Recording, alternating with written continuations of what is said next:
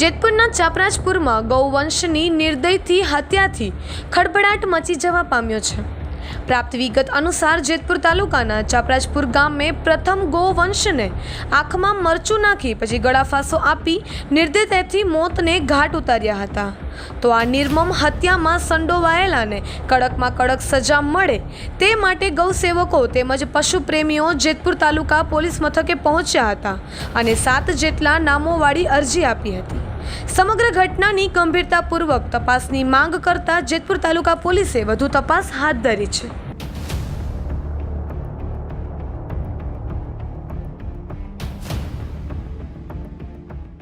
વિગતમાં તો એવું છે, મને જાણવા મળ્યું, હું તો અહીંયા જેતપુરનો સ્થાનિક રહેવાસી છું, પણ ચાપરાજપુર મુકામે તારીખ 4 ગુરુવારના રોજ રાત્રે 8 વાગ્યાના અરસામાં 5 થી 10 લોકોએ ચાપરાજપુરની અંદર એક આખલાને ગૌવંશને ધરપકડ કરી એમને એમ જગ્યાએ લઈ અને ત્યાં એવું જાણવા મળ્યું છે કે એમને આંખમાં ચટણી નાખી અને આંધળો કરી અને પછી રસ્સાથી ફાંસી આપી અને મારી નાખવામાં આવ્યો। ત્યારબાદ એને કોઈ અવાવરું જગ્યાએ દાટી દેવામાં આવ્યો છે એવું ગામ લોકોનું કહેવું છે।